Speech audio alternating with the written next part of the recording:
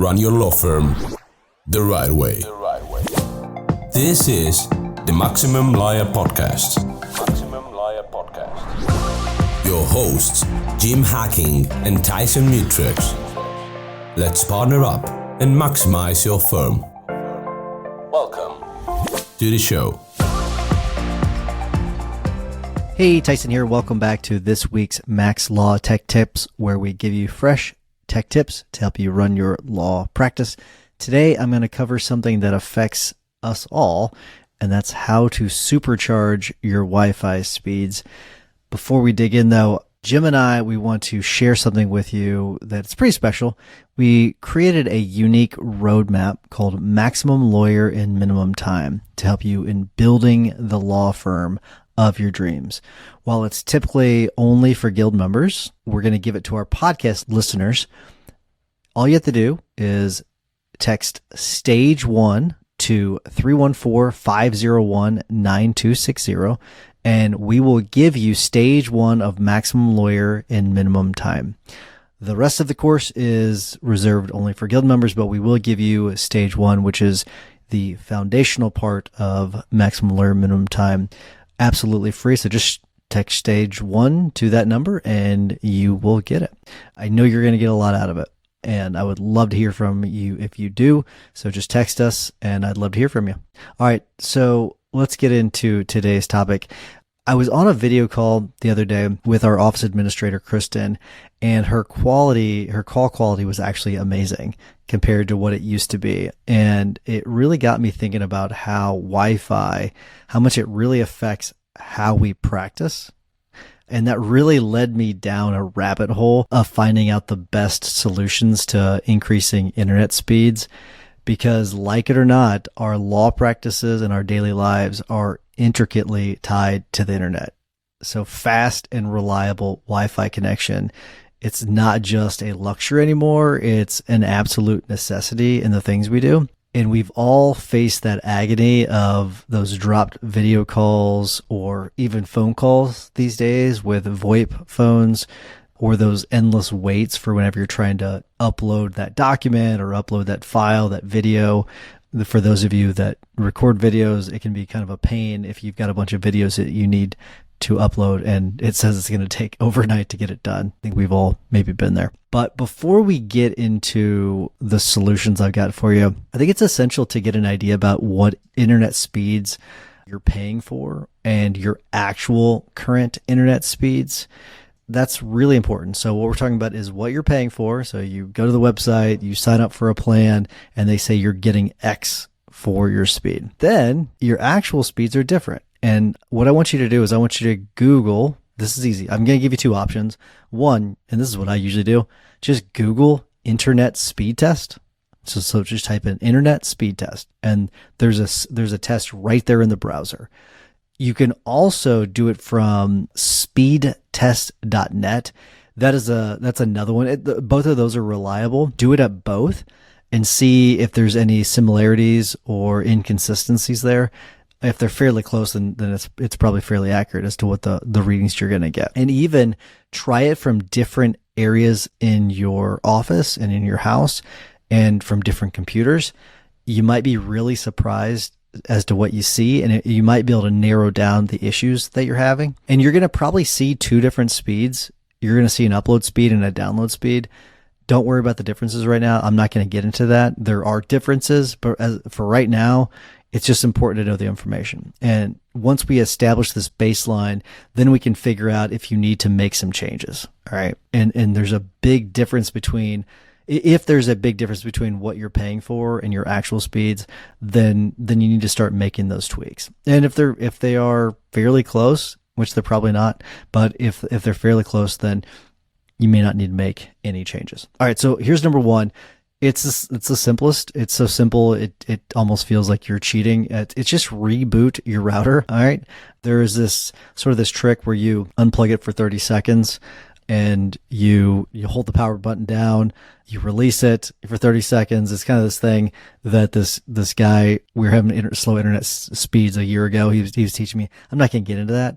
Just unplug the damn thing. Unplug it for about a minute or so and then plug it back in. And you might be just shocked as to how much faster your speeds are. It's kind of crazy. That little reset can work wonders for you, and it's super, super easy.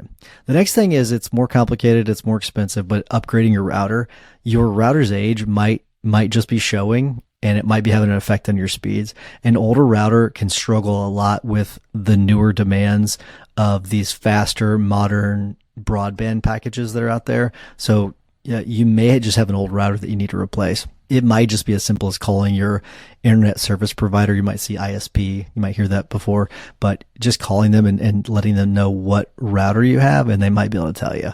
If you're using one of the routers from the company, you need to, I'm just going to tell you right now, you need to replace it. You need to replace it because it's going to be a junky router. They use some of the worst routers around. So just get one of the expensive routers. It's more than worth it. The next thing I want to talk about is device disconnect. Having dozens of things tapped into the Wi-Fi all at once can be very problematic. Every single gadget that you have connected to your Wi-Fi, that could be your smartphone, smart TVs, tablets, a lot of things that you may not have even used in ages, all of those consume bandwidth. And one by one, if you switch them off, you're going to be able to observe the speed changes.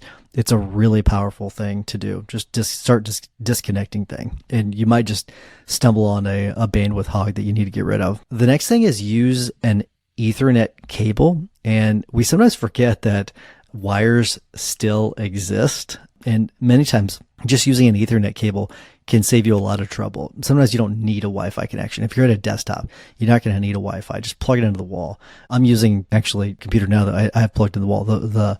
My office computer is plugged into the wall. I don't use Wi-Fi. And a wired connection to your router is way faster. It's much more stable than Wi-Fi, and it can't be affected by other devices. So just keep that in mind. Obviously, the downside is that it limits where you can go, and it can be a little less convenient, but it can be worth it when it comes to speeds. The next thing is just strategic router repositioning. So the position of your router has a lot to do with your Wi-Fi, and it can even break your connection. So for a stronger, more consistent signal, just move it to a more centralized location, more elevated spot in your home or your office.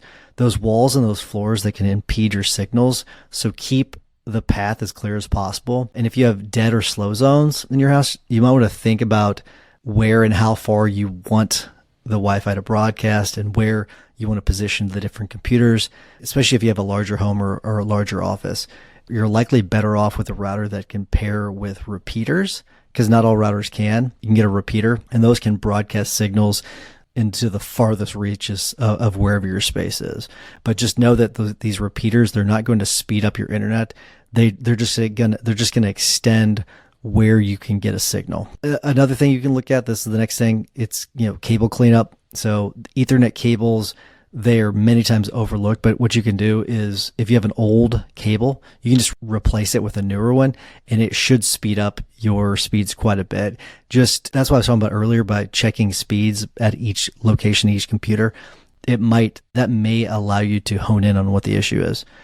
Number 7 is firmware updates. So think of firmware as your router's operating system, kind of like on your computer.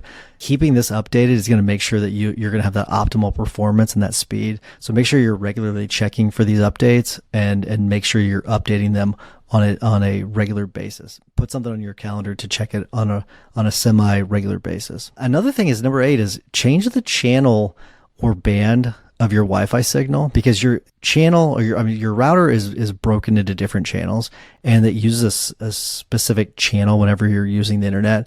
And what you can do is you can change the channel and the way it communicates with the other devices around your office or your home. And what it'll allow you to do is it will, let's say, for example, you've got an office next door to someone has a different router and they are using the same channel. It might affect your speeds. So if you just change the channel, it might solve this problem that you're facing. And then the last thing I want to cover, and this is the coolest thing, it's using electrical wiring as the internet, carry your internet.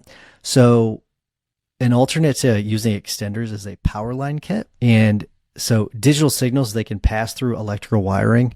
This is something I didn't know until fairly recently. And a power line device can it's designed to take advantage of it. So several manufacturers, they make these Powerline networking kits. Netgear is one of the major ones. TP-Link is another one. And essentially what happens is you connect a Powerline plug into your router, then put the plug into a wall socket, and then you add another Powerline plug in any other room in your house or your office, and it can provide a wired or a wireless connection to that room. And there's going to be some drops in speeds, but it's a simple and a pretty effective option if you're having issues getting internet to certain areas of your office. And so unless your home is older, you should have the electrical wiring that supports it. All right, so there you have it. Here are some golden fixes for you to get your Wi-Fi running faster and at peak performance. So hopefully those slow buffering issues that you're having, those go away. All right, so stay tuned for our next episode. Until then, remember, imperfect action will always beat perfect action. Take care. Thanks for listening to the Maximum Lawyer Podcast. To stay in contact with your host and to access more content, go to MaximumLawyer.com. Have a great week and catch you next time.